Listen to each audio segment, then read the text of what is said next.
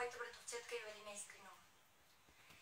Дишам за тебе, те пея за тебе, от любов по теб сърцето ми кърви. Искам от всички ти да ме скриеш, вечно да виждам твоята любов.